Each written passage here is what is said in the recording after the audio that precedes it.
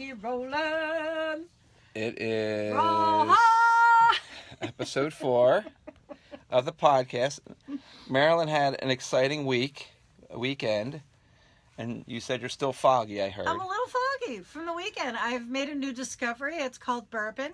I don't know if you've ever enjoyed it, but this place in Philly called Bank and Bourbon has a drink called the Secret Knock. Oof. And I may be addicted. I've had maybe 4 of them in the last week. And Saturday night I braved it and had 2. And it was lovely. Did you drive your Rafferty Subaru home? No, I would never drink and drive. Excellent. Come on, man. SEPTA is my designated driver. Just making sure. And my Rafferty Subaru is my baby. I would never risk it. I know. It's funny because I come from a Subaru family. We've had them since 77. And like the first one, they were smaller than Yugos. And I told you when you got it, I said, you're going to love it in the snow. So we had a snowstorm. How was it? Oh, my God. I've had no problem with that car. I mean, That's it great. gets around. We had 2 feet of snow, and it was no problem. And even the other night, last week, a little bit of ice. No worries with the all-wheel drive. I can't sing the praises enough of Subarus in general and also Rafferty Subaru. Look, you're getting hard, Skip. I'm getting hard. I got a comment, but of course, this stupid... Hard on, everybody. So I have a bar up here that makes it so I can't see comments down here. What? Why? I can see comments when I Periscope. I did last week one time, but every other time I saw somebody commented, so I apologize. I couldn't see it, but... How are we going to address people's comments if we can't see the comment line? See? What is happening there? See, we have a little problem. We have a technical difficulty, as it were. Because it's not an iPhone. It is an iPhone. Oh, it is? Yeah. Oh, well, I never had this with the Samsung. Let's get, who is it, Tim Cook? Let's get him on the line immediately. Is that his name? All right, now let me see. I got it to go up. So if somebody can send me a comment, let me see if I can see it now. Take your time. Got all day. We're here all day. We're here all week. There we go. Hi, I got a hi. Hey guys. Hey Ken. Good. Hello everybody. How are you? Thanks for tuning in. I have comments.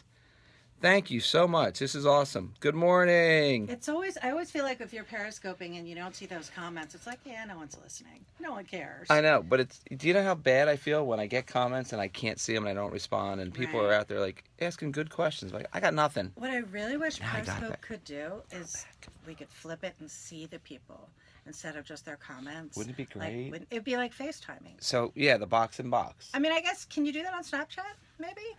You have to ask my kids. I know I'm not 17, so right. I'm not Snapchat proficient, but... Once you're over 22, you're not allowed to know about Snapchat. It's like MTV. You don't watch anymore. Dad, you can't use that. Sorry, we're the VH1 gen. Exactly. Good Lord. Well, we're here taping the podcast number 4. It's my lucky Great number. to see you, too. So Lucky it's episode 4 of the podcast. We'll let you stay in for some of it, and then, of course, because we need you to tune into it on SoundCloud, we'll turn it off so some of it's saved for the podcast. So 1 and 2 have already been released, and we've heard some pretty good comments, haven't we? Yeah, everybody's been really great. Thank you for that. We're going to start this show sort of a little off the Real Repo Radio topic and just real life topic, because Ken and I just rocked it out to Bryan Adams. We did. With Ben's Winter Bender, where it snowed, and I had my Subaru. Yes. But we're going to talk concerts. What was your favorite concert? What was your first concert? What was the concert that 10 years later you still get fired up when you talk about it? For me, Prince. That is an awesome one. Seriously, and it's been probably 13 years, and I still get worked up. And because Morris Day and the time... Oh my gosh! No, and Jerome, was he holding the mirror? It was like being in Purple Rain. Was Jerome holding the mirror? Yes. Oh, I love Jerome. The comb in the hair, Jerome's the fur the coat, best. the mirror, the And the whole dance. thing, the jungle. All right, now you got me fired up. Oh. I was a big fan of the Bird, and me and about 5 of my friends went to Cafe Montego on the Delaware line, and they had this ramp that you would walk. It's a great story from the 80s. You would walk across from one side to the other, from one bar to the other. Well, we would take over the ramp, and we'd have like 6 of us dancing up there, and of course then the whole dance floor is checking us out. True story. Michael Ford, Rocky DeAngelis can all verify this, and that's what we did, because that's how it was in the movie. That's if you remember. how. Yeah, Right, you're reenacting. So That's hilarious. that word reenactment again. Here we go. Well, not me. I was in the front row, just That's awesome. staring at Prince. And by the way, Patti LaBelle was like a couple rows back. No He way. called her up to sing. From behind you. From behind me. That's yeah. right. It was unbelievable. Marilyn rules. She sits in front I of bought Patti them. LaBelle. I bought Okay. these tickets. I was Detailed. so jazzed about seeing Prince. Was this before or after the symbol? This was before the symbol. And he put on a great show. He actually, he's awesome. the show with the band is amazing, but when he just plays guitar acoustic and sings the ballads, Right. you're losing your mind. I mean, he's just unbelievable. Anyway, that's what we're talking about. So if you've got a concert that, you still get completely freaked out when you talk about it, what is it? What was your favorite concert? What was your best concert? What was your first concert? Who's the artist that you're going to stand outside of the concert door for like 6 hours to wait and meet? And if they've ever slept out for tickets, which is an old thing. Oh my God, no one does that anymore. Because everything's online. Right. But if anybody slept out waiting for tickets, because you have to sleep out overnight. I never even did that back in the day. I don't know I did why. it for one concert, one group. Then that must have been pretty special to you. It was and it was almost my biggest screw up in my life, because went with college friends and my brothers, and we were outside of the concert. It was a beautiful September night, so we were participating in festivities outside, and my future wife walks by, but I realized I was too intoxicated to say hello. So I let her pass. A trend that has since continued. So it was like, if I had tried to say hello to her then, it would have ruined everything. And I was, even at that point, I'm like, you know what? This would be bad. So I let her walk by, and then I called her the next day. Oh, that's funny. Well, wait, who was the band? Are we taping? We better get the show started. Yeah, we got to get the show started. We're periscoping. How many tasks do we need to be doing here? We'll periscope broadly while we... All right, just let that be somewhere, and then we'll get things started. So we'll save the story for on the air. All right, so... Yeah, that unflattering position, She keep it doesn't over like in this front one. of you. I don't need people to see my 3 chins already. I did make it to the Miami Boat Show. Yes, I was there, and there was a lot of Repo fans there. Somebody just asked if I went to the boat show. So I was there from Thursday through Sunday. Cool, we're going to talk about that. Cool. Real Repo Radio, let's get things cooking. I'm Marilyn Russell here with Ken Cage, who you know from Discovery Channel, Airplane Repo. What's up, my man?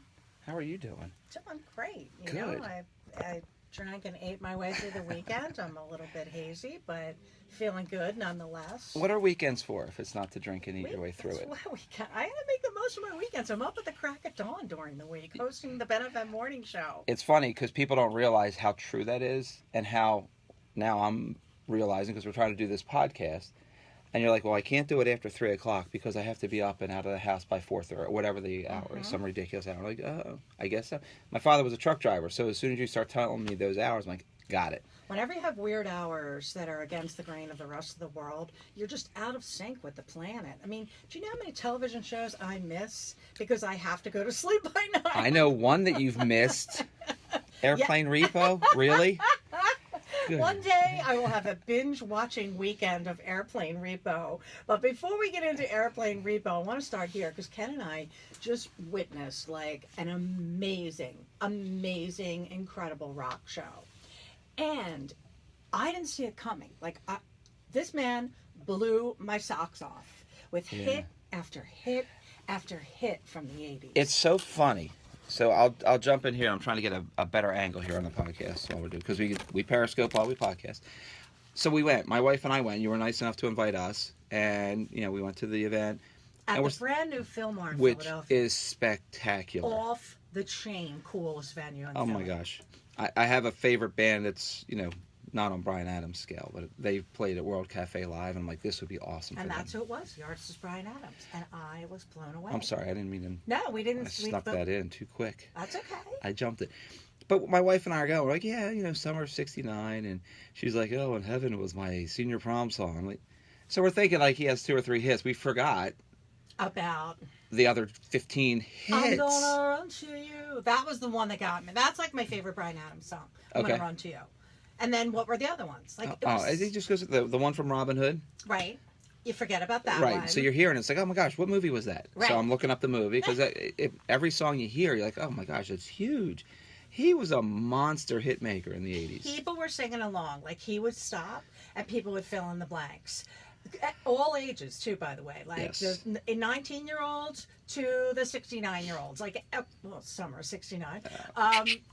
Good use there. Nice. That was good. It spanned the gamut. And you're walking around and you're going like, this dude was a hit machine. And might I add that Bryan Adams has held up. It's almost like he's been carbon frozen. He looks phenomenal. He's in the best shape. He looked awesome. The suit was great. And I will tell you, Classy act. his voice, we knew him as a raspy voiced singer. He sounds better now than he did when he was, 25, 28 years old. Truth be told. It's crazy. Yeah. So this brings up an argument my wife and I have had for years. Heaven is the song. So he starts off, he plays the song, he lets the crowd sing. Hard to believe we're in heaven. That was I it. just had to do something. You have to. He lets the crowd sing the first verse. Right. Baby, My you're all wife I want. loses her mind when artists do that. She's like, and it's funny because her line is always, I paid to hear you sing.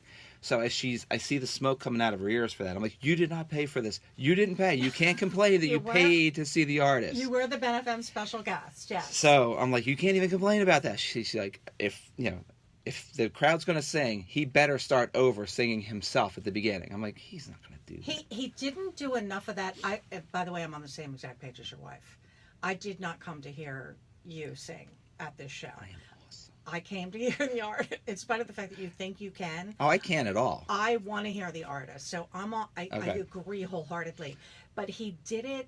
He straddled the line of, I'm going to let these folks feel involved and special and to be part of the show, and then he immediately came in with the vocals, which that was okay. I don't know if it's because he's so damn cute, I let him get away with it. You let him get away. He just looks phenomenal. And by the way, he is the poster child for a vegan, healthy lifestyle. You said that, and you're absolutely right. He looked amazing, and he sounded better than he looked. I thought. All the way around. Good show. If you're coming to Philly, if you're in Philly, you got to check out the Philly Fillmore because this venue is really fun. It's old school. It's brand new, but it looks old school. It's got that warm It already feeling. has so much character, it's been open for 6 months. It's crazy. It's got an upstairs foundry where they do like smaller acts and acoustic acts. There are, by the way, 5 bars in the venue, which is, always a good thing.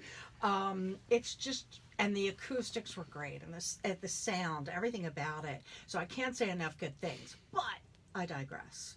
Because my concert going years go back to my first concert, I was 4. Because my parents are musicians. Oh, okay. So I've been seeing and hearing live music since the age of 4. And of course, I grew up in the Philadelphia Spectrum. Where Great all venue. The great rock and roll Great artists place. perform. So if you're not from Philly, the Spectrum was our one indoor stadium, and it was known for having amazing acoustics. Right. So a lot of the artists... For being a giant venue, it still sounded really good. So that's why a lot of the artists loved coming to the Spectrum. And, I mean, Bruce would be there for 6 months straight or something ridiculous. Yes would do like a residency. They would stay like for 4 nights, and you would go to every show. Right, they'd run a beach house for the summer and just keep playing at the Spectrum. And there was a lot of bands like that. I mean, Billy Joel was there for days on end. There was, when groups came to Philly, you're right, it was for 3 or 4 or 5 straight nights. Yeah. And every night sold out. 20,000 seats every night. Great venue. So great place to see music. I'm glad you got to see it there. So who's your first then? But I've seen it everywhere, and thank God for that. I'm always very grateful. And the point is, the Fillmore really gets that whole feel, that vibe of, it's for the next generation of concert goers, and I can't wait for 20 years for them to be listing their favorites. But from back in the day, for me, I have so many. My first concert? Yeah, I want to know the first. My dad was a jazz and classical guy, so the first live musician I saw was Buddy Miles on drums. Holy was that his name? Buddy Rich? Buddy Rich. Not Buddy Miles. Buddy Miles was a guitar player. I think, Yeah? something. Yeah. Buddy Rich, drummer. My dad took me to see him. So you start out with the greatest of all time. Wayne Shorter on sax. I saw like the Mills Brothers. I mean, Really? My dad took me to amazing What a cool shows. dad. Yeah, my parents are super, super cool. That's great.